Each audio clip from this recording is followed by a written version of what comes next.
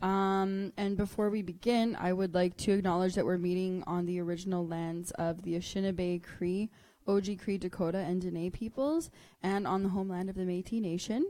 And we'd also like to acknowledge the contribution of the Inuit people who have a strong community here in Manitoba. And then a reminder about the Unison Benevolent Fund, a nonprofit charitable organization which provides counseling, emergency relief, and benefit programs for those in the Canadian music community who face personal or professional challenges due to hardship, illness, unemployment, or economic difficulties. And we are live streaming the workshop. So if you could turn your Wi-Fi off, you don't have to. But it definitely helps with the streaming process and to make sure that things aren't cutting in and out. And only the panelists up here are going to be in view. But if you have any questions or comments, it will be heard online. So if you don't feel comfortable with that, you can wait until the end of the workshop. Other than that, are we ready to go, Marty? Awesome. So to the online community, welcome to the Manitoba Music Info Session on FACTOR and Manitoba Film and Music. We are going to be talking about grants today. So I'm going to leave it to Stephen and Bonnie from Manitoba Film and Music, and then I will be back to talk about FACTOR. Thanks, Elise. And thank you, everybody, for coming and all those tuning in online. I'm Stephen Carroll. I'm the Music Programs Manager at Manitoba Film and Music, your local music funding agency, here to support the commercial music business through various grants. And I've been in the job almost 4 years. And I come from a musician background. I was in a touring band for a number of years, perhaps 20. Is that a large number? Feels large. And had a great career. And my joke of the week is that when you retire as a musician, if you're wondering what's going to happen, this is what happens. You just start talking to other musicians and presenting with a PowerPoint, which is my new thing, which I'm not very good at making. That's why this looks so clunky. Anyways, I'll throw it to Bonnie to introduce herself. Hello, I've worked at MFM for 7 years, and my background is just as a music fan. I don't play music. I used to host a radio show on Kick FM called Homespun, and that's me. Right, and Bonnie's the program administrator. She handles a lot of the back end for the Manitoba Film and Music grants, and tries to keep you guys on track, and as well as keeping me on track, which is probably the more difficult task. No Quiet comment. chuckles. No comment. Dad joke. That's what Elise is heckling me, people on the internet, by the way. So today we're going to do a quick run through. How long do I have, Elise? About half an hour? Half an hour to run through what we're going to do. And Bonnie and I will be trading off. And if you guys have any questions as we go through the presentation, please raise your hand. And folks online, we'll try and load this PowerPoint up after the presentation so that you can see it on it. Should be try and post it to the Facebook group. So we're going to start rolling here. So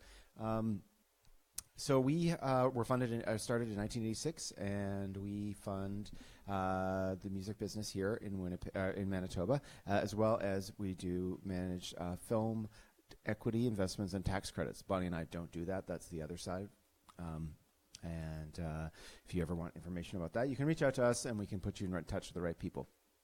But since 86, we've been funding a lot of stuff. Like it's over something around 1,100 different individual recordings comprising almost 10,000 songs recorded by Manitoba musicians that we've helped subsidize through our programs, and as well as a massive amount of tour dates. And every year you guys put together pull off a stunning amount of tour dates. And so far this fiscal year for us, which ends April 1, you guys have almost done 1,200 concerts around the world that we've funded. So essentially 3 years worth of concerts you guys have put on across the globe. So bravo, way to go. So that's one of our programs. We fund tours. So we fund tours. We have marketing initiatives. We support marketing initiatives for supporting recordings, video. We have, of course, recording programs as well as business development. And today we're going to focus on the recording program the most. We'll skim through the other three, and we've brought cheat sheets at the back, which summarize all the basic essential points of all the programs and help guide you, because there's some structural rules that apply to all of the programs, as well as we brought the application forms. And today we'll try and crack open an application form for you guys to look at, and we'll just scan through it just to show you, highlight some of the stuff that you should be aware of. Our forms haven't changed in forever. We're still really old-fashioned. We're right now all paper, but you can download our stuff off our website at manitobafilmandmusic.ca. Okay, so we're here to fund Manitoba musicians and music industry persons and help in the development of their careers and their businesses. But we're just one in the drop of funding that's out there, a drop in the bucket of funding that's available for musicians that are Canadian. And here I just have a random list that I put together of all the other funding that is out there. Elise will break down the FACTOR stuff. FACTOR and ourselves have the similar programs. We essentially fund the same kind of initiatives. Ours is a little easier to access because we're still paper. There's not a lot of setup in advance. And I mean, that's my perspective. And we're here only for Manitoba musicians, whereas FACTORs, you're competing with a national pool. But as well, you have showcase travel grants for Manitoba music. You also have access to tour and recording funding from Canada Council. There's some creative grants from the Manitoba Arts Council and Winnipeg Arts Council, as well as SOCAN, which is your Composers Society, which has travel grants. And they've revamped their program, and they actually have quite a lot of they'll support quite a lot of different events for travel now, and I would check those out if you're interested in doing showcasing. Okay. That's the little tidbit on other funding. So today I thought I'd talk a little bit about the MFM process for people who have never applied to us before, because I realized that it could be a little bit, let's say, hidden from most persons. We receive the applications that you've completed with the required documents in our office, and they all have to be date stamped and delivered. The applications that are being reviewed by myself, and then based on eligibility, merit, and the excellence of the application. And that's the really short version of what happens. It can take a lot longer, and it doesn't take a lot longer than it takes me to read that sentence back to you, unfortunately. And there's a bunch of criteria, which we'll go through today, that you have to meet, and you have to include certain documents. And then I kind of hand it off to Bonnie if you're approved. Bonnie, do you want to talk about what happens next once we've received an app and we've processed it, and let's say they're going to get a notice from you? What's the next move? Well, I enter it into the database, and then I send you a letter of commitment, which outlines what percentage we're funding and the dollar amount. And it also has your deadline for completion in it. And then if there's any documents missing from your application, there's a list in the letter that you have to hand in, those things. And then I write the contracts. Then you get to sign the contracts. Then you go do whatever it is, your tour, record your album, whatever. And then at the end, there's a cost report process. Yeah, so, and at 2 points, along the way, you'll get a check. So as soon as you get everything to us that we need and everything's all organized, we'll issue a check for the first half. And then there's a completion report portion in which you got to submit your receipts and proofs of payment. And word of caution to everybody, try and not use cash to pay for anything when you're doing your grants, because it creates a lot of problems. At the end, we will accept cash expenses for small things, but as a rule, it's way better to use e-transfer or credit card. And I have actually a copy, just a little copy of our cost report that I'll flip to a little bit later if we have time. So that's kind of what happens once you hand the grant to us. And now we'll talk about a little bit more about the front end and what it means. So one of the key items for all of our grants is you got to be releasing music. And it came up that people had different definitions of what that was. So we've kind of locked that down, is that your music has to be widely available on all major platforms now. We've migrated past it. Used to be a physical format oriented set of programs, but that is not as essential anymore. In fact, we feel the most valuable is that your music is available on all the current streaming and digital download platforms, and as well, if you want to, physical and the cassette. So physical copies being cassette, LP, and CD, of course. And there was questions for people that how do you get signed up on those? If you don't know, they're basic services. You can sign up on the internet. And just for the sake of my understanding, has everybody here released music commercially already? Put stuff up online? I got seeing a lot of nods. Have you? Yeah? Smiling? Yeah, okay, good. And how many people here have toured? So, okay, you guys are pretty experienced. And people on the internet, about 3/4 of the people have toured already. How many people have applied to Manitoba Film Music already? Okay. How many people have applied to us already? Okay. Great. So yeah, we defined this release rule to clarify that. And it triggers all the programs. So your recordings will have to be released. You have to be touring on something that's properly released. And if you're coming in for marketing or video, the material that you're coming in to seek funding for has to be properly released. Meaning, like, if I try and go and find your music online and I can't find it anywhere, you're probably not doing properly released by our definition. Okay, so should we talk about the marketing program? Okay, let's go for it. I'll give it to you. Okay, so our marketing program is open to everyone, even if we didn't fund your record. And you're eligible up to $10,000 over the course of the fiscal year, which would be a maximum of 50% of your budget. And things we'll fund under the marketing program are like hiring a publicist, radio tracker, redoing your website, graphic design, branding, posters, ads of any kind, etc. You can hand in your application anytime. It's a rolling deadline. So as long as you haven't started incurring any costs, then you can apply. Yeah, so this program is one of the more, I feel like it's one of the more powerful programs that we have, because it kind of funds the nuts and bolts of your career, and the marketing initiatives can really push forwards your release. And it's a rolling deadline, and so that means we don't have a fixed date. You're gonna just have to apply before you start your initiatives. And there has to be a current release, so you have the same kind of window for our programs, which is 6 months before your release or within 2 years after. And that kind of shows up in tour and video as well, so keep that in mind. If you do ever have a question, if you're eligible, just give us a shout and ask us. And if you're thinking about applying for a grant, please contact us, because generally that's probably the right time to drop off your app. Yeah, you have a question? So the rolling deadline is before you release it or up to 2 years after? The window of time that you have to apply is within that 6 months before and 2 years after, but the rolling deadline, it means it's open for you to apply whenever in that window of time. All right. Yeah, so that's something to really consider, especially if you're a self-releasing artist. Okay, Bonnie, you want to talk about the video? Okay, we have 2 streams for our music video grant. There's the regular music video, which is reserved for the people whose albums we funded, and that's up to $5,000 or 50% of your budget.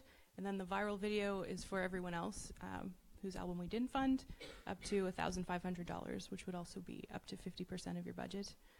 And we'll cover all the production costs for your video as long as you film it in Manitoba. That's the main criteria for that one. But it's your pre-production, your filming, if you have to rent equipment or venues, your director costs, editing, all that kind of stuff.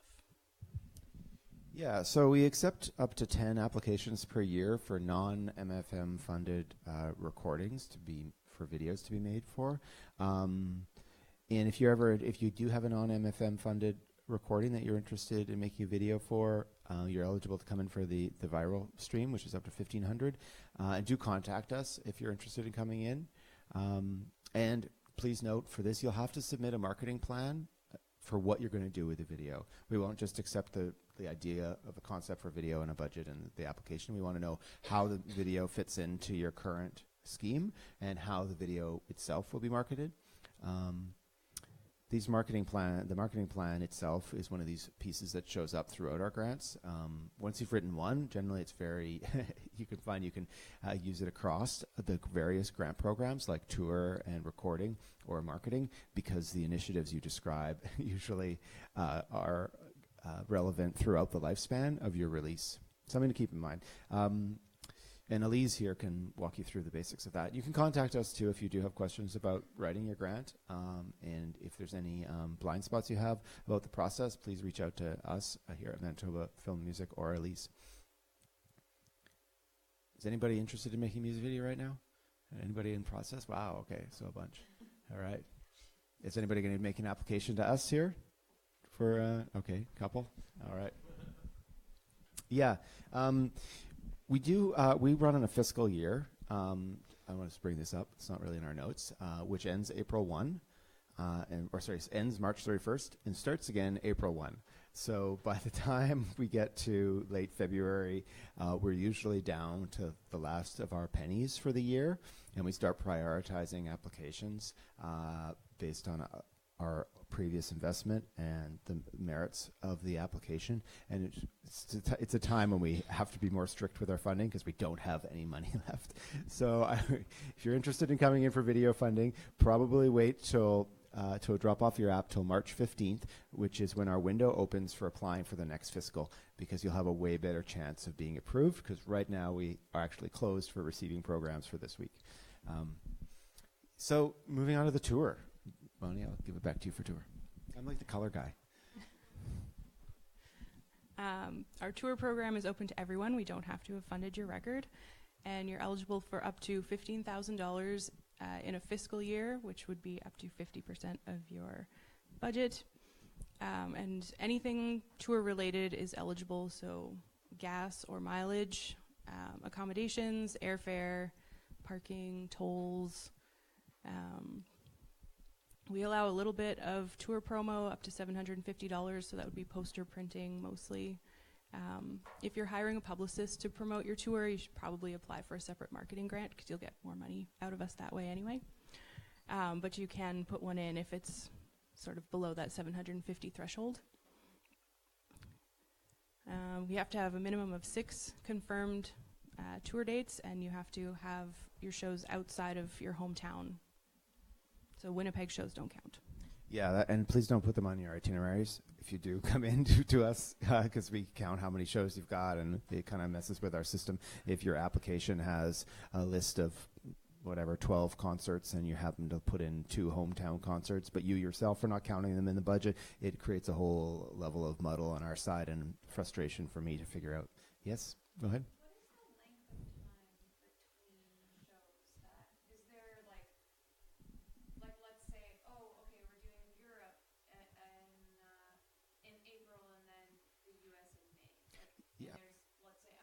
Sure. Would that be one tour, or would that be 2 separate ones? So it's for the people, if there's folks on the internet watching, the question was about the gap between tour dates and what the maximum gap is, and it's 7 days is the maximum gap we allow.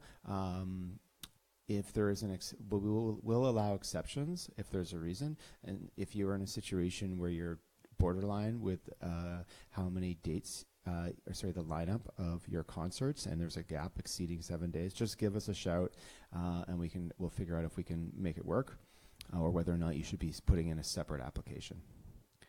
Sometimes it's if the gap is too big, we'll just say, and it makes more sense, just come in with a separate tour application, because sometimes there is a benefit to doing that, such as if you're going to Europe, your budgets can be very high already. And it probably would make sense to just do that on its own and then come in with a separate app. But it can be very, it's a delicate balance, I'll just say, and it's best to consult with us as you're putting your budget together. One note about about tour dates is that marketing applications, this item wasn't listed on that slide, but we do require tour dates for marketing initiatives. We want to see that you're supporting the marketing application with no less than 6 concerts. It can be anywhere in Canada. They can't be hometown shows don't count. If we're investing in the marketing of your album or your project, we want to make sure that you are also out there trying to put your best foot forward and give it the best chance to succeed. Okay. Does anybody have any other questions about the tour program?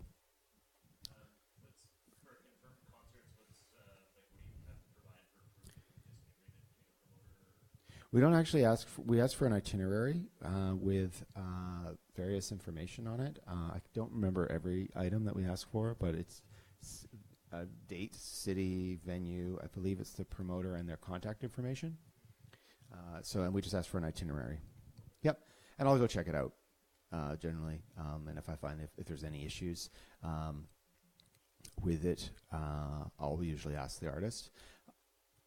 In the rare case that I go in, once in a while, I'll go through and I'll start doing my due diligence on your applications, and I'll come across an app where like I can't find the dates listed online, or I go to the promoter's website and I'm like, there's no date listed on the promoter's website. So you really want to make sure that your stuff is being properly promoted and you have your you are advertising these dates and that they are correct for your own sake as well as ours, because we're not going to invest in a tour that doesn't have it's not doing its best to promote, like not going to invest in a tour for an artist who's not doing their best to promote their own concerts, right? Like, so we've had to decline grants for that reason, and artists are often shocked. What do you mean? And I'm like, well, nothing on your socials. Like, I cannot find proof that this tour is happening. So be aware of that. This is a rolling deadline too. Did we mention that? So app has to be in before your tour starts. That's the cutoff. App has to. The other rule that always exists is the app has to be in before expenses are incurred. But sometimes we'll make an exception for tour because there are items that you have to pay for well in advance, like flights or American work visas, and we'll make exceptions for those. Just let us know that that's happening, and we'll just make a little note. We'll save the email that you sent us saying, we have to book these flights today, Stephen, because there's a seat sale, but my tour dates aren't in place yet. We're like, no problem, we understand. It's a practical matter. Go ahead. We'll accept that expense later.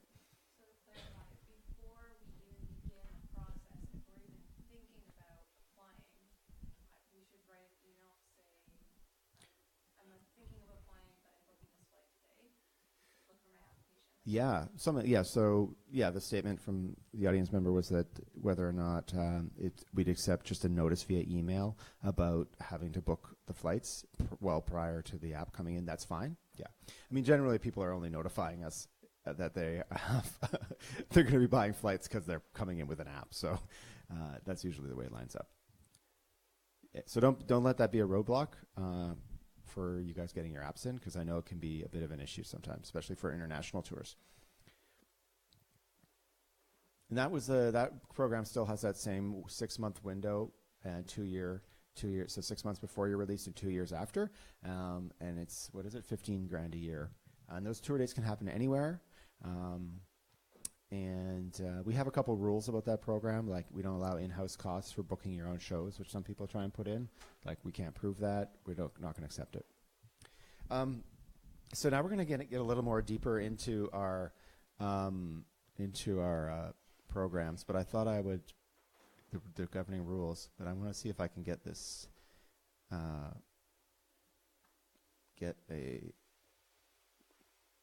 there it is. Recording. We're trying to get an application up here. So this is what our forms look like, by the way. I just seeing if this would work to scroll around on. Will it work? Yes, it will. If the front page is a checklist. If people have filled out our forms, they'll know. And on here are the kind of essentially the summary of this first page summarizes all the kind of critical requirements that we have. The back 5 or so pages of the applications are just the information: who's the applicant, where you're going on tour, number of dates, etc., who's working on the project, and your budget. For all of our applications, you actually have to have a registered business because we don't write checks to individuals. So you have to have a registered business and a registered business bank account. And each of the programs also require that you go to FACTOR to seek other funding, which is this one here, verification of other public funding. We ask you to do that because we want you to secure as much money for your project as possible. And you can get, if you can get 50% from Factor, we'll come in for up to 50%. Okay? I just wanted you guys to see this early on because I found Bonnie and I were at a presentation the other day regarding some clerical work we have to do. Like we have to count every line on all of our forms. And anyways, it's very tedious. But we had to go to a presentation where we had to learn how to do this thing, and the person never showed us the form we were supposed to use. They just talked about it endlessly, and we never saw it until they emailed it to us later. So I thought, okay, we should just show them what the form looks like. So this is our recording form. So first page is a checklist, and it just lists everything you need for our recording program. And then it has the actual application. And the application is just really contains just fields for you to enter in who you are, when you're recording, what genre you're in, and the budget. And it takes a little bit to get used to the way it's written, the way it's laid out, because it's if you haven't written grants before, they have their own language. So you'll put in your previous releases, you'll put in who's working on the project, your team if you have any, your release date, your production dates, as well as information on the compositions. So your the actual songwriters who are on it, and there's various sort of requirements for each of the levels for our recording program. And this is where you'd enter your other funding if you have secured it. And we have a cheat sheet here on marketing plans, and then the budget. So that's sort of what the form looks like. Let's see if I can get back to the scrolling. So for all the programs, we have a set of rules. Do you want to talk about them? I think I did a couple of them already. Yeah. So you have to be a Manitoba resident to apply to our programs and have a registered business, which you do at the company's office. You don't register with us. They're located on Broadway. The contact info is in the checklist on our applications. But you can register online or in person. And it takes a while to get your business registration, but you can apply to us without it. We just will wait on writing the contracts until we have received it from you. And then you can have someone apply on your behalf, like a grant writer or contact person who's going to do your application and your final reporting. And if it's a manager and they're also a Manitoba resident, then you can choose to let them accept the grant money on your behalf, but you both will have to sign the contracts. And all your songs have to be registered with SOCAN. That's something that we added, I guess, a couple of years ago now. Yeah. So for when you're putting your budget together, these rules govern all the programs. So you're eligible to claim a bit of donated costs. So if somebody's giving you, if a friend of yours is doing the photo shoot and they're a professional photographer and they're waiving their fees or they're giving you a discount, you can claim that cost still. You can also donate your own artist fees, and we'll cap that at 25% of your budget. You're also allowed to claim an admin fee, and these are built into grants across Canada, as far as I know. And it's just simply to account for the fact that there's an amount of time and work that goes into making the grants, and it just pushes up your budget a little bit. It's an artist-friendly or applicant-friendly aspect to the grants. Keep that in mind, and I urge you to use both of these to help put your budgets together, because it helps stabilize your budgets, because sometimes costs shift wildly. And yeah, we only accept cash on really small items. Again, try and not use cash. It creates a lot of problems at the back end. In fact, we see applicants get in sticky situations because they don't have proper accounting for their receipts, and we can only essentially reimburse you for your expenses if we have proof that those expenses incurred. We don't let you just make up expenses, is what I'm saying. Our accounting department will check.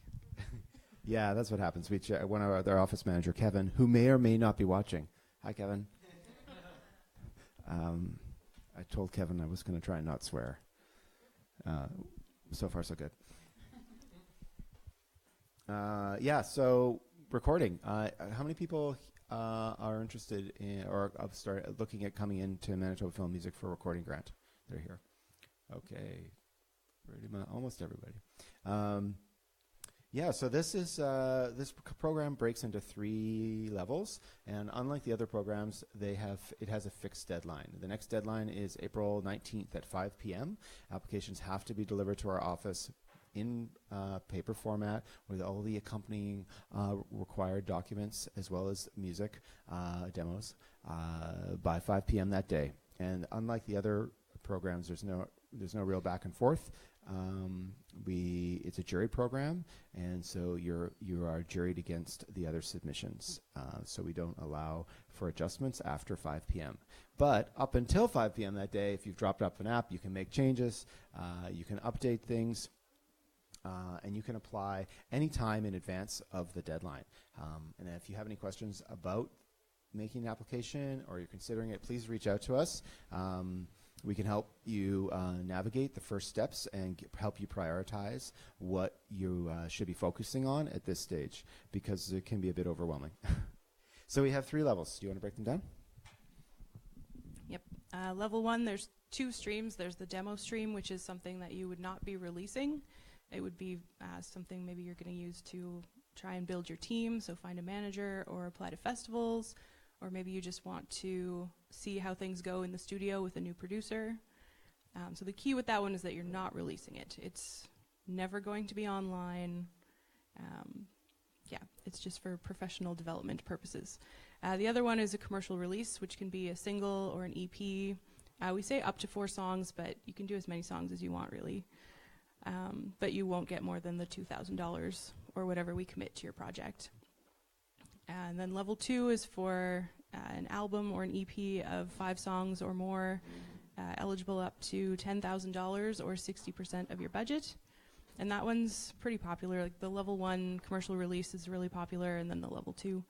And then level 3 is for a full-length album. We'll fund you up to $20,000 or 50% of your budget.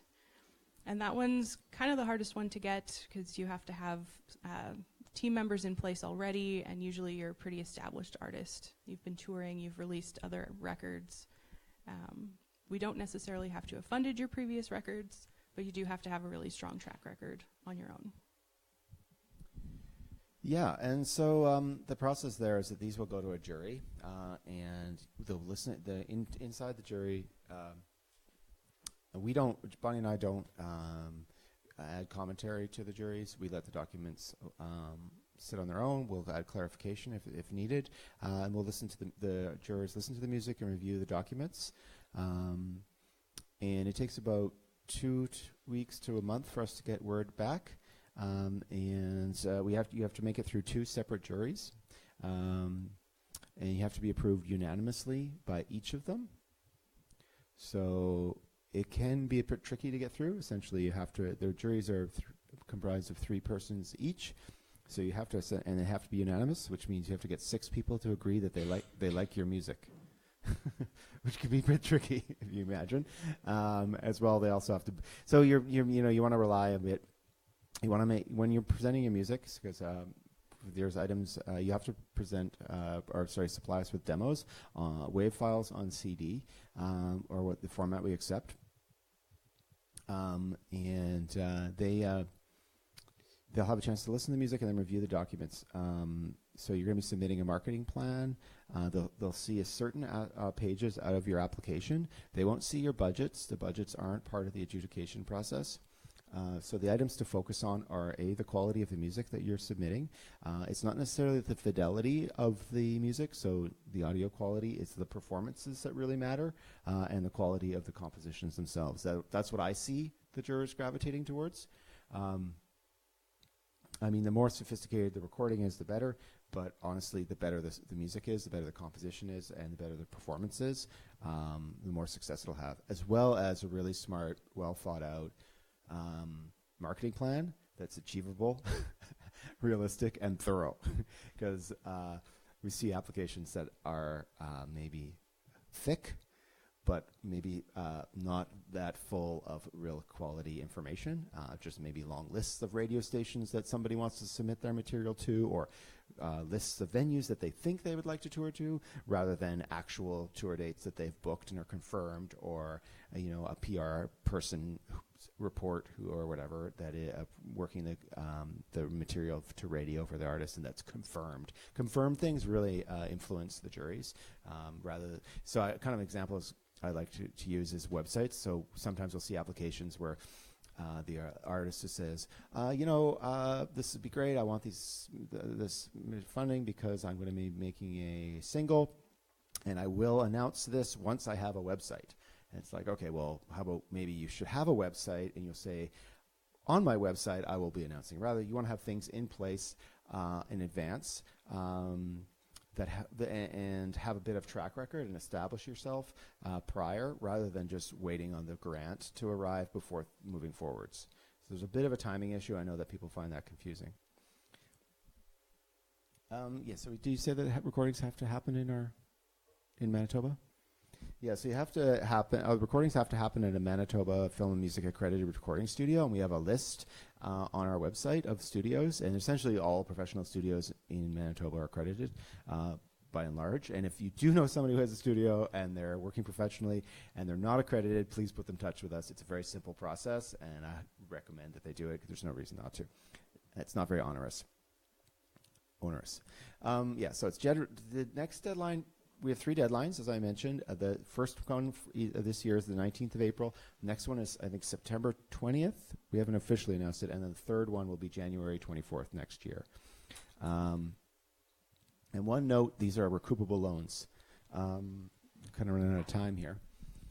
These are some of the tips from our experience with the juries and watching what happens in front of the juries. You don't need to have big glossy photos of yourself. A decent, ideally flattering photo is good. And do not spend a lot of money on graphic design for your apps. Just make sure they're clean and easy to read. I recommend you use bullet points with short paragraphs underneath them. The jurors don't have tons of time with your material.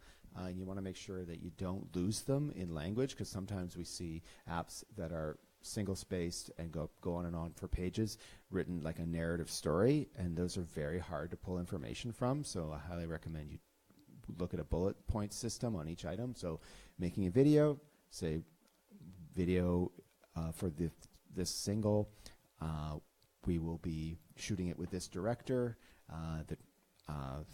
Thematically, we've worked with him before, or her before, something like this. Just little short pieces of information with key items in it. For instance, if you're saying you're going to make a video, it's best to have thought about who's going to make that video, and if you're going to insert that in there. Those kind of little things help sell it in front of the jury. If you're doing a radio campaign, you're hiring a PR person, try and have that person engaged already or agree that they're going to work with you. That really carries weight in front of the jury. Because you do get judged a bit on the team as well as the marketing plan. So I recommend if you don't have a PR person involved in your self-releasing, those are persons that you can go out and hire. Elise, I think Manitoba Music has quite a list of contacts for PR persons. We have some as well. So if you're thinking of coming in for an application, or you're thinking of releasing something and you do want to have a really wide impact with your release, it's best to probably consider using a third party to help, one, in front of the juries, but two, the app for your release to be successful. And also, only pick one genre from the checklist, because I don't want to have to guess what you sound like. That's what decides which jury you go in front of. So if you say you're a country band and a metal band, I don't know what to do with that. So just pick the one that you think the jury will get. Just pick one. You're going to have to pick one. You're going to have to pick one. That's tough. You have to pick one. Okay. Any questions? We kind of blew through that recording one pretty quickly. Yeah. Start over here.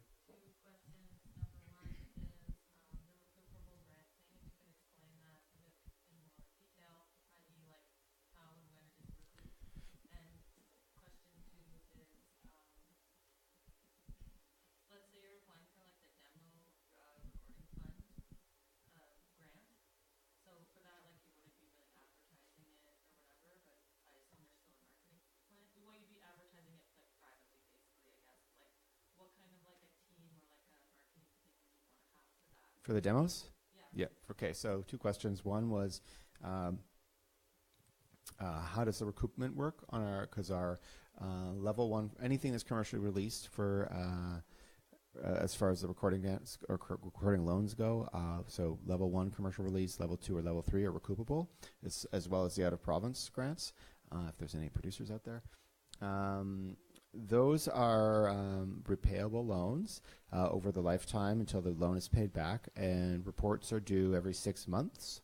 And we recoup on $1 per physical unit for full-length records and 10% of digital revenue. So whatever your TuneCore report is, 10% of that, but only on the master side and just on the retail side. So not ancillary royalties. Does that make sense? So yeah, like for instance, your neighboring rights or publishing, we don't have any jurisdiction over that. And like you recoup it basically until it's paid back. Yeah. Okay. Yeah, and so we ask for a report every 6 months, no less than once a year, is our sort of the rule. So when you're coming in for other grants to be eligible for us, if you have an outstanding loan that you haven't sent in recoupment forms for us, you're not eligible to receive money from us until you get a report in. Is there interest on those loans? No interest. They're interest free, and it's based on your giving us reports. And if a release ends up being what do they call it? Discontinued, I would say, something like that. You no longer have any sales after a certain number of sales reports. We no longer ask for you to send in. Okay, send in reports. And the other item you asked about was just the demo plan. Demo plans. So what the plan for the demo is that you'll be marketing it internally. It can be for artistic investigation, or sort of like working with a producer for the first time, working in a studio for the first time, developing material in the studio, as well as for building team. So the plan should be shaped around that. So it wouldn't be a traditional marketing plan. It's more like a project plan. But I guess like would you want to still have those people in place already? You wouldn't need a marketing team to come in place for that. You would just be saying, I will be servicing this demo to certain people to try and enlist team, or I'm using it for whatever purposes. It's usually a 2 to 3 page document. Okay. I think we're kind of at the end of our time here, and I don't want to use up the factor time. Couple last tips here. So marketing plan, track record, and tour plans are all very important for all of our apps, especially the recording. If you're coming in for recording, it's great to have letters of support from industry members. That can really help sway the juries. Again, don't be too verbose in your applications. Try and keep things clear, punchy, and full of actual facts. And there you go. Bonnie, do you have any last comments? And these are our emails. So Stephen@mbfilmmusic.ca is mine. And we make a lot of announcements through social media as well as through our email list. So please do sign up for those things.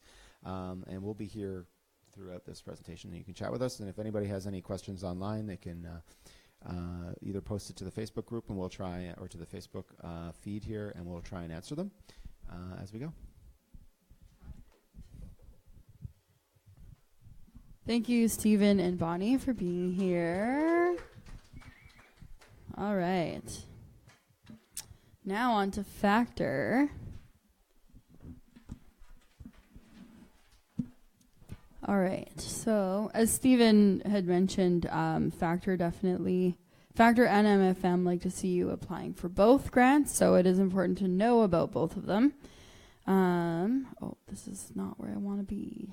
There we go.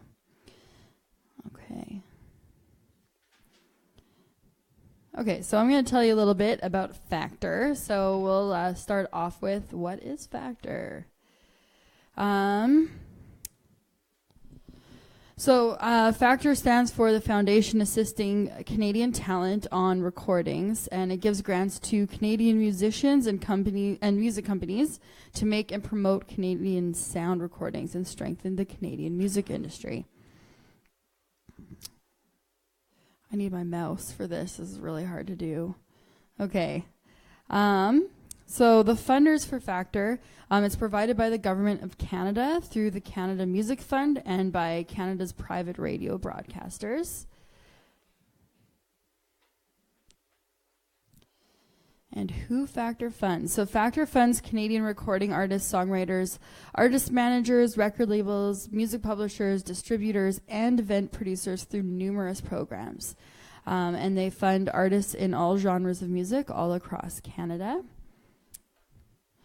And one thing that's important, well, here, this will probably answer it, but I'll go on a little bit more about this. But what FACTOR funds, in addition to funding the production and licensing of sound recordings, FACTOR also funds a range of activities to support their commercialization. This includes marketing and promotion, touring and showcasing, producing videos, and creating digital content. So one of the things that some people really need to understand actually about both FACTOR and Manitoba Film and Music is that this is for commercially viable music.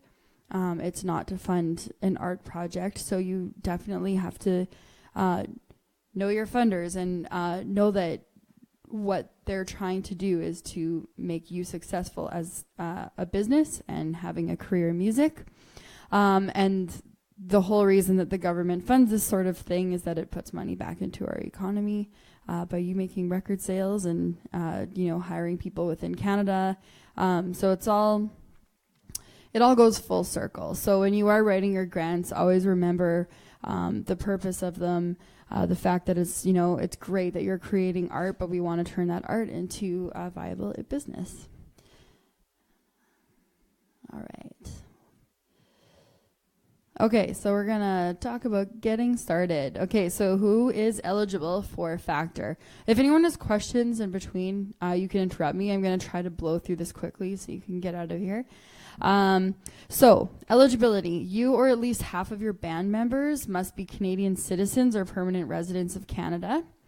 And you will need to have the following items in order to create your profile and to be eligible. So you need to have a Canadian passport or a birth certificate in Canada, a Canadian citizenship card, permanent resident card, or a SCIS card. And you actually have to upload that onto their site so that they have proof of that when you're signing up. So the profiles, this is a really important one. Everything is done online, so you have to make sure that you give yourself ample time to set up your profile. The website can be a little tricky to navigate, so if you ever have any problems, you can come in here and see me. I've set it up lots of times, and sometimes I still get confused, but I can definitely help you iron out any wrinkles. So to submit to FACTOR, you need 3 different profiles. You have your user profile, your applicant profile, and the artist profile. And actually, this says that they need to be submitted for review at least 1 week before the application deadline, but they actually just changed that rule. So you can just create these profiles at the same time that you're applying for the grant, and they'll give you a rating at the same time. So just ignore that part. But we will talk about the different profiles because this is often where people get a little bit tripped up. So the user profile is your personal login for the FACTOR online portal. It just has your basic contact and demographic info for you as an individual. You should only have one user profile, even if you play in multiple bands. And every user profile can be linked to as many artists and applicant profiles and projects as needed. So if I was in 2 different bands, I would still be Elise, the user, in both of those different bands. And I could have as many applications as I wanted under my user profile. It's kind of like your Facebook profile. Same thing. It's just you as an individual.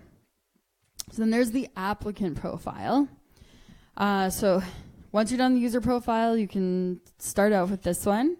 So this is your business profile or the legal entity that will enter a contract with FACTOR for the funding. So this could be a record label, if you're a record label.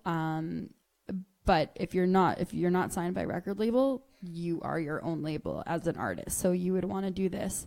So this would have the name of the bank account into which you want any future funding to be paid. And if you don't have a formal company structure, you'll need to decide which individual band member is going to take responsibility for the funding as an applicant. So you can personally be the one who gets the funding. You don't have to have the business bank account with this. Still a good idea to have so that you can apply for the MFM grant as well. And then Factor, they issued T4As for all applicant types. So if you were to have the money go to you as an individual, that would get filed as other income in your taxes. If you have a company, Factor needs to know who owns the company and show who is designated as the signing authority for that company. So you could upload your business documents once you're all registered. So that is the second profile that you need to fill out. And then the third one, so a lot of people will fill out their artist profile or the applicant profile and submit that and think that they're done, because Factor will email you back and say, yeah, we reviewed your profile and you got general artist rating, but you need to have a rating for both artist and applicant. So if you don't have 2 emails from Factor saying that you have been verified and that you're a general artist or a general applicant, then you're not ready. You need both of them. I can't say that enough because I've seen so many people get screwed by that. So your artist profile is your career as an artist. So that helps to determine which of the programs you would be eligible to apply for. At minimum, you must complete the mandatory information section on your profile. So there's a couple of different bars where it's mandatory information, additional information. You don't have to spend a ton of time on the additional information because for a lot of general artists, you won't even have that yet. But of course, the more info, the better. But definitely worry about the mandatory info first. Once you've submitted and it's been reviewed, you'll receive a general artist rating, which is 95% of the people who are in the Factor system. And then general artists can apply to Factor's most popular programs, which is the Artist Development Program and the Juried Sound Recording. And then also there's a live performance program, not for tours, but only for showcases. A showcase is, just to break that down a little bit, a showcase is any sort of festival, showcasing festival that has a delegate list that's online, that's visible to see. It's not just like a folk fest or a music festival. It has to specifically be a showcasing festival with a registered delegate list. Okay. It's really hard to do without a mouse. I'm really bad at this. Okay. Here we go. Okay, so we'll talk a little bit about the programs for general artists. Is anyone an artist level 2 with Factor right now? Okay. Sorry for the online people if you are, because I'm just going to talk about the general rating. So these are the most popular programs because the majority of the people who apply through Factor are a general artist. So these two programs, Artist Development and the Juried Sound Recording, they're both juried programs. They work on a little bit of a different system than MFM does with their unanimous thing. The way things are juried through Factor is you're just given a score. It'll be a score based on your plan. It'll be a score based on the music, based on the lyrics, that kind of thing. And then they take all of the numbers, and then whoever kind of fits into that higher threshold will get that, and it depends. Some people miss it by 0.07 of a point. It really sucks. But that's how that one works. So the Artist Development Program, this is a really great one for artists who are just starting out or you're getting ready for your first release. or even your second. But if you haven't accessed FACTOR's programs, this is a really good one to start with. So this is up to $2,000. And FACTOR will fund 75% of your total costs. So to receive the full $2,000, you have to spend at least $2,667. So this supports 1 year of artist development activities. So that could include any cost related to recording, touring, showcasing, videos, marketing, and promotion. So you don't have to apply to this to pay for your recording at all. You can, if you think the best thing for you as an artist this year is to put out an awesome music video, you can apply for that. Or if it's to pay for a publicist, you can apply for that. At the end of it all, though, you do have to provide them with a track. So it has to have some sort of purpose to support some kind of recording that you will deliver to them at the end of your artist development year. But it's really great, again, if you're needing to build a website, those kinds of things. It's very accessible. It's really easy. It's just a form that you fill out, and you just talk about your plans for the year and all of these components, and then you let them know whether or not you want to use the funding for that. There's a template available on their website. I don't know if I'll have time to show you today, but you can always come see me another time. And then you need one assessment track with lyrics if you have lyrics for your music. So the assessment track, as Stephen was saying, there are jurors who are listening to your music, so it's definitely best to have something that sounds quality. It's not just like a phone recording.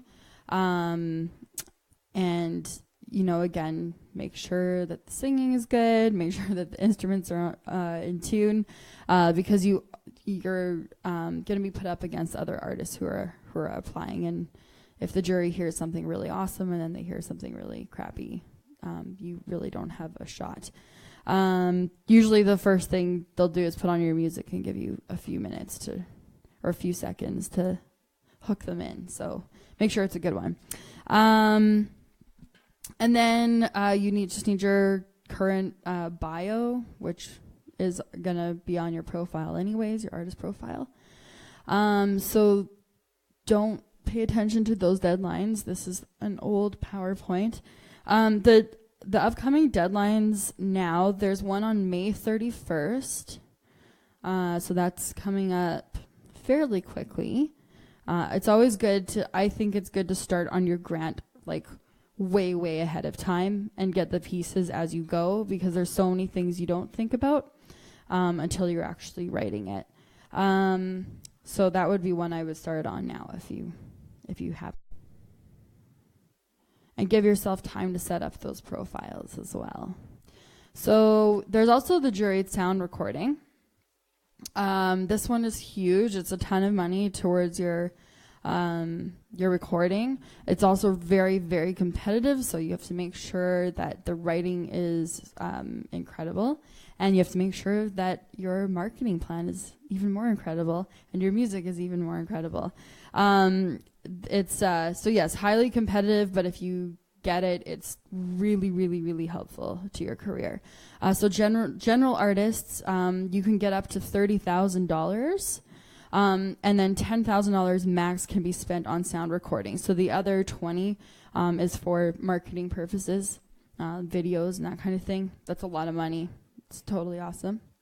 And then that's to fund 75% of your total cost. So you have to pay for 25% of the total cost out of your own pocket, or out of other funding.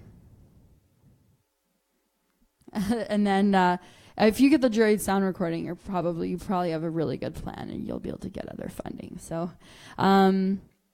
this supports the recording, the release, and the promotional life cycle of a full-length sound recording. So the application materials that you need a description of your goals and expected results. That's actually, the results thing is a really important thing to know. It's not just like we have this plan.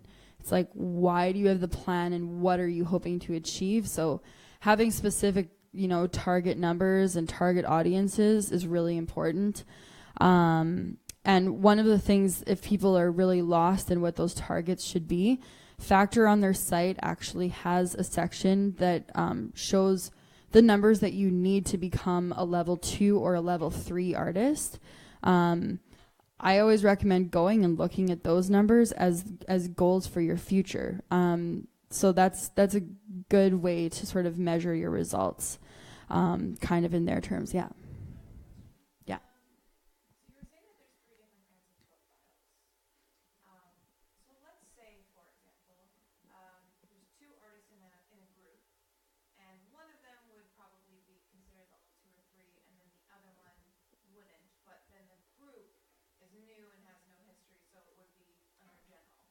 Is there a way to harness the power of that person's rating for the new project under, like, would it make a difference if, let's say, who is applying under the applicant profile, or it's just the rating of the band, Right. So the question for those tuning in online is, if there was a group and there was one artist who had, general artist level success, and there was another artist who had the amount of success that would make them an artist level 2, is there any way to apply with that artist level 2 as like leverage for the new group?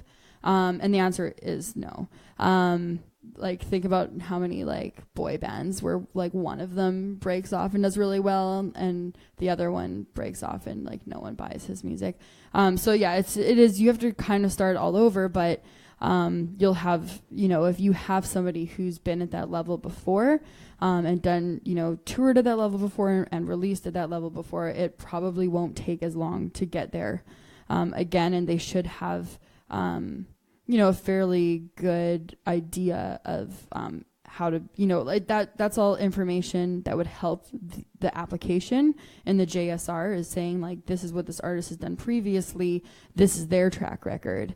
So that's something that's tangible for them to latch onto. But yeah, it is like a case by case, artist by artist thing. Yeah. Yeah.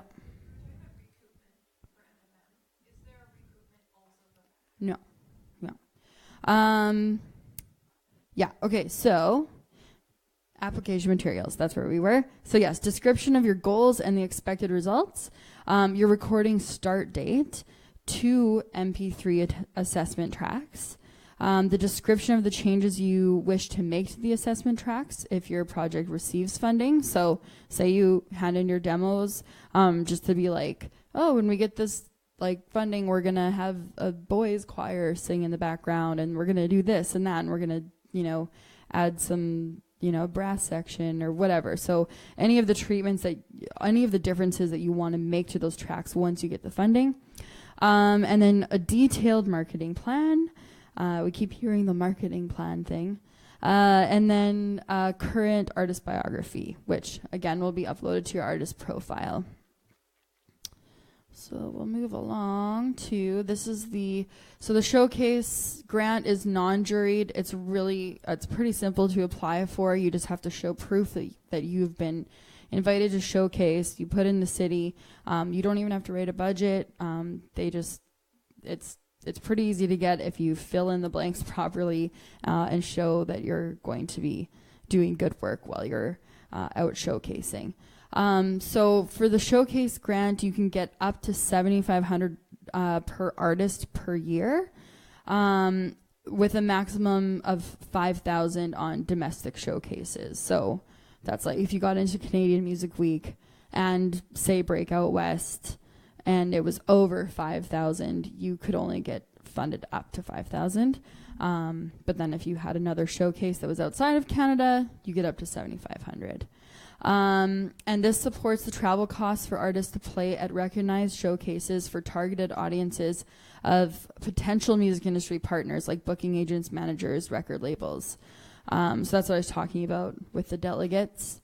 So your eligibility is just an invite to play an upcoming showcase, either a current release no more than 24 months before you submit your application, or an upcoming release that will be released within 6 months of the showcase date. And then a list of industry professionals with name, title, and company that you or your team have invited to the showcase. So they do want to make sure that you're not just going to go expecting people to come, that you've actually extended the invite to the industry who will be there.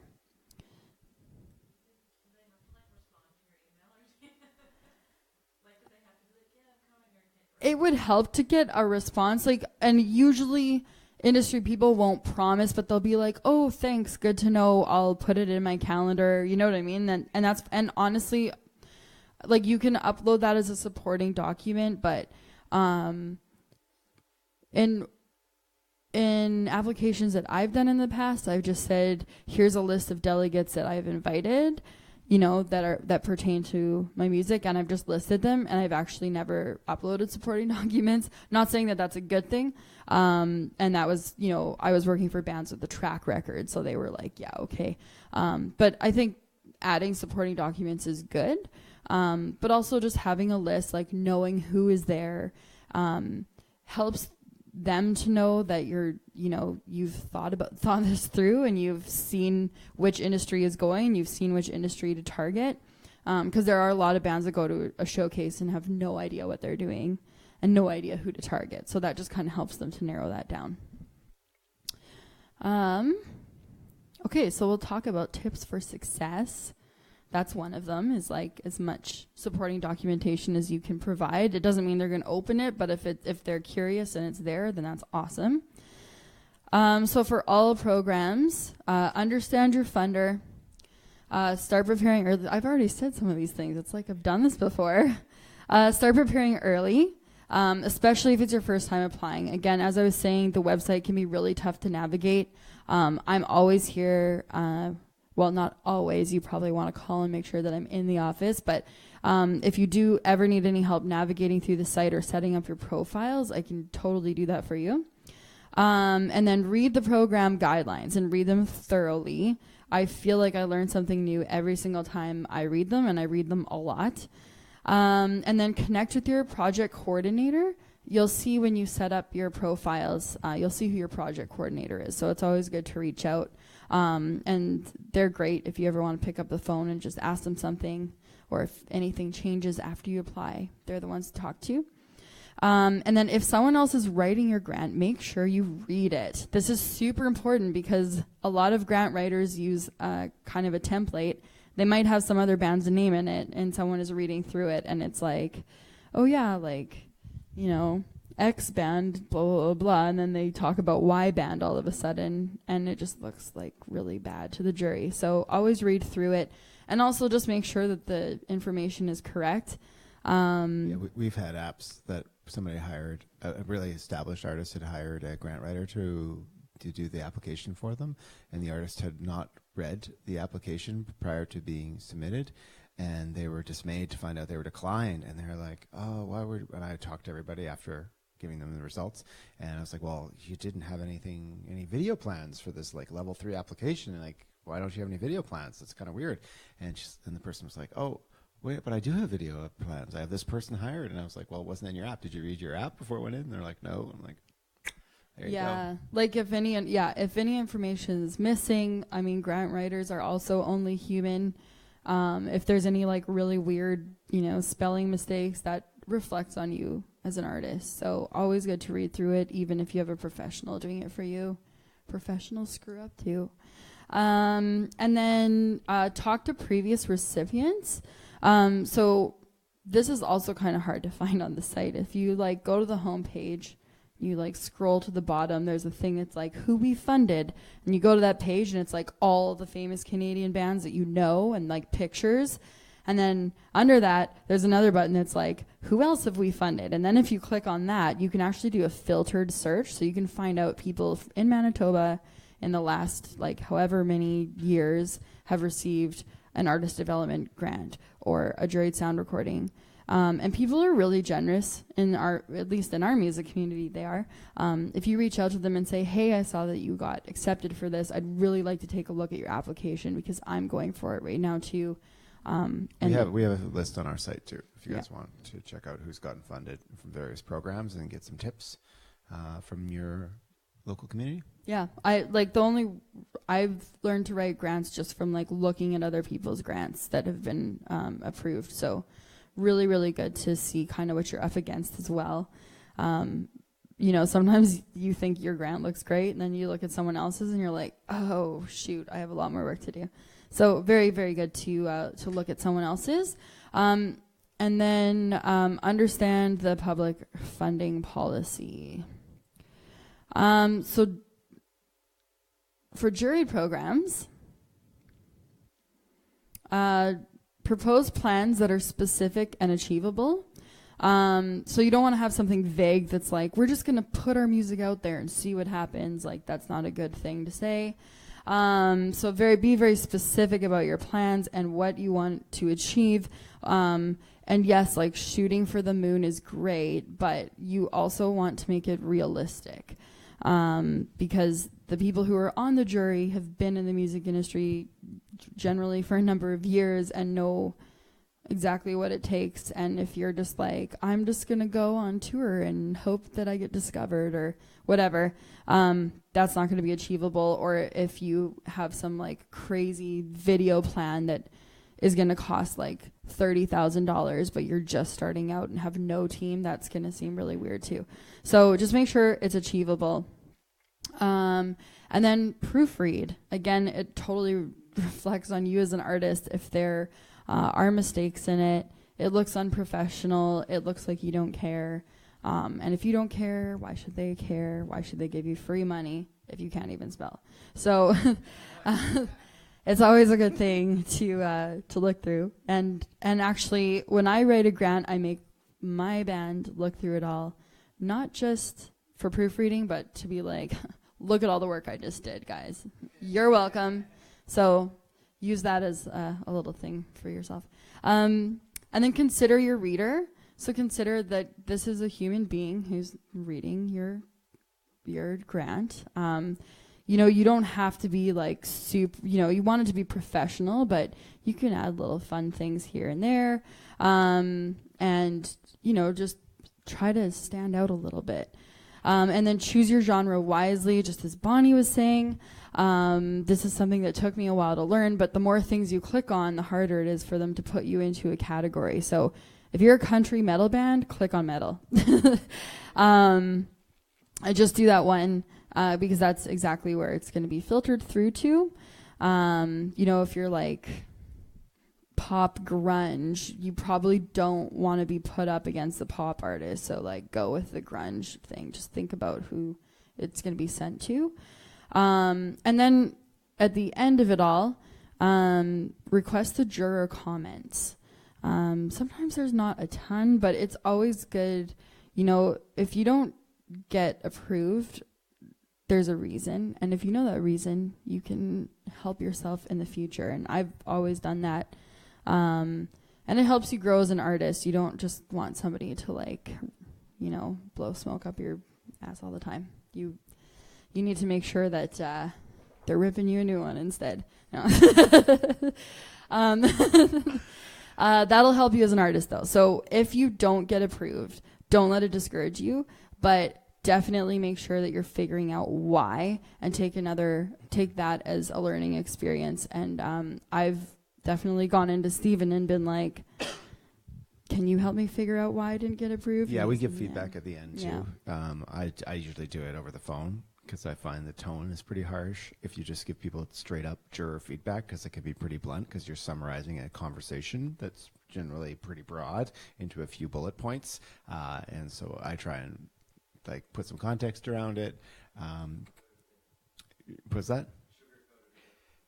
Yeah, definitely sugarcoat it, definitely. But also be strategic and give them the advice that would sugarcoat it with a strategy behind it to say these are the pertinent things, like this is why. And we do say that you expect to probably get declined if it's your first time, because there's just a learning curve. But don't be dismayed. It's just I got declined myself when I first applied to Manitoba Film and Music for a demo grant way back in the day. And I got the comments via email. and I've said this before on this with you, I think, doing the same presentation, I still remember them. You know what my comment was? No hooks. Yeah, I was like, oh, right to my face, eh? Just saying that right in my face. Thanks a lot. But yeah, that's good to know. Then you can, start working with other writers and being. I was like, I didn't care about hooks. Yeah. I wasn't doing that. We're not that not band. a pop band. Yeah. So that's a great way to learn as an artist. And then if you don't get approved the first time, keep trying. What a lot of people also don't realize is it really depends on the pool that you're up against. So there might be one season that hardly anybody applies, and it's a lot easier for you to get that funding because you're not up against as many people. Then there's a season and like literally everybody who already has a track record and has big plans for the future applies, and you're going to be pushed down to the bottom. So it doesn't necessarily mean that your application wasn't strong.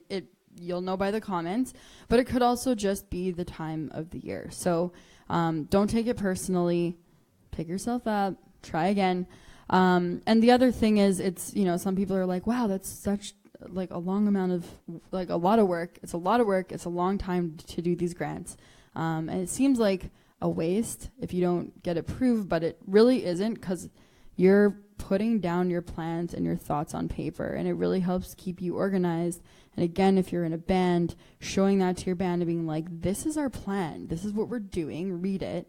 It just gives everybody some sort of context for their future. So I don't ever think that it's a waste of time. Like, it's a lot of work, but just like any business, if you're a business, you write a business plan, consider this your business plan. And then once you already have it, it's a lot easier to even write the next one. Even if you haven't been approved for the first one, you just kind of take that as a little bit of a template and put new info in. And there's overlap between our two applications. Generally, I advise people to write if you're coming in for a recording, write the FACTOR one first. Because they have a very specific format, and that format's very useful for our programs. So you can sort of just transfer it over from the digital to a paper for your marketing plan specifically. They're a digital portal, so there's a few things that are different, but that saves you a bunch of time. For ours, you want to refocus it. Bonnie and I, if we have time, will review your applications prior to them being officially submitted to us, and I'll actually also read your FACTOR if you want. And I've only done it for a handful of people, and most of them were successful in the end. So I think I have a good batting average. That's good. Yeah, there's always people like Steven or I that you can send your stuff to, and we can give you some feedback. Yeah, the FACTOR one's like you're judged against a pool, right? Does everybody understand? So you get a number at the end. They mark you. They score you on everything, and it shoots out a number. And often it's a very, very narrow margin between those who are declined and those, like there's a cutoff point of an absurd fraction. It'll be like 86.7%. Yes, and if you hit 80.6, what is it? 86.7. If you hit 86.3. You're out. Or if that's the cutoff. Anything below that fraction, and you're out. So it can be very, very, very narrow. Ours are not juried the same way. You're not juried against the other applications. You're approved or declined. Just a yes or a no. Yes. And then, so if your project is approved, actually, even if giant dance, even if it's yes, fist pumping. Even if it's not approved, you apply before you incur any costs, and sometimes you apply and you start incurring costs immediately. So if you're waiting to hear back, still keep track of everything, keep track of your receipts, and avoid using cash for the same reason that Stephen had said. When you do your cost report, you have to show your receipts and you have to show proof of payment. So you have to show a bank statement, e-transfers, that kind of thing. And then also know the logo and acknowledgement requirements, because if you do get funded by them, you have to put their logo on. Like if it's for a video, got to put their logo on there. If it's for a recording, you have to put their logo on there. Same with us. Same with them, yeah. And if any plans change, contact your project coordinator. So as an example, if you apply for a video grant and you say, or if you apply for the artist development program and you say you're using it for the video, and you have these video plans, and then that video producer doesn't work out, and at the last minute you bring in another one, just call your project coordinator and be like, hey, this is what happened. This isn't our video plan anymore. We're going with this plan instead, but we still need to use this money for that. They know that like things happen. Just keep them informed as much as you can.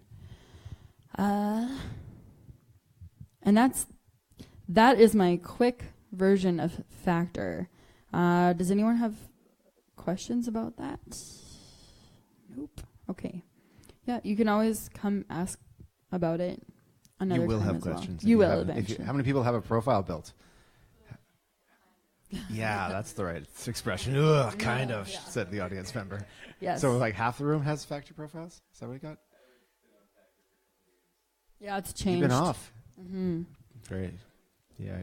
Yeah. So I could definitely help you with those. Navigating through that, I've done it quite a bit. So before everybody goes, I have some surveys. I put them on the snack counter because that's obviously where we're going to be. If you could just fill out a survey, I'm always up for hearing about other topics. I know this one's kind of like meh, but it's money, so that's good. But if there's any topics that you want to learn about that you haven't seen us address, please let me know. I'm always open to ideas and helping you out. We have our next season of workshops. There's a little pamphlet over here. You can take a look at what we have coming up next. Also, if you came in after 6, your name might not be in on the sign-in sheet back there. I can't talk now. But yes, please fill out the sign-in sheet just because we need to know how many people were here and that you love us and want to keep coming back. And that is it. That is all for tonight. Thank you for coming to the info session. Thanks again to Stephen and Bonnie for being here. And thanks to Factor for this wonderful PowerPoint presentation that I didn't make. Thank you, Elise. We also have our copies of our applications and cheat sheets back there on the far right corner. If those didn't come, those who came in later didn't get them. And yeah, thanks a lot.